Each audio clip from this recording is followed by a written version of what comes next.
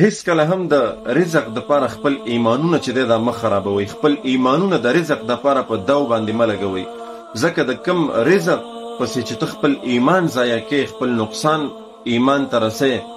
دغه رزق تا خپله داسې تلاش کوي څنګه چې یو مړ کیدونکی انسان مرګ ورپسې لګېدلی وي او دغه مرګ دغه انسان تلاش کوي. نو لہذا رزق چې هیڅ کله هم د رزق د پاره خپل ایمانونه چې دی دا مه خرابوئ. خپل ایمانونه د رزق د پاره په دو باندې مه لګوئ،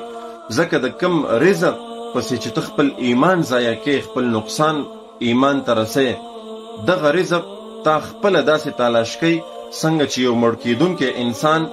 مرګ ورپسې لګېدلی وي او دغه مرګ دغه انسان تلاش کوي. نو لہذا رزق چې هیڅ کله هم د رزق د پاره خپل ایمانونه چې دی دا مه خرابوئ. خپل ایمانونه د رزق د پاره په دو باندې مه لګوئ،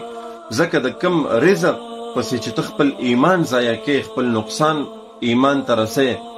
دغه رزق تا خپله داسې تلاش کوي څنګه چې یو مړ کیدونکی انسان مرګ ورپسې لګېدلی وي او دغه مرګ دغه انسان تلاش کوي. نو لہذا رزق چې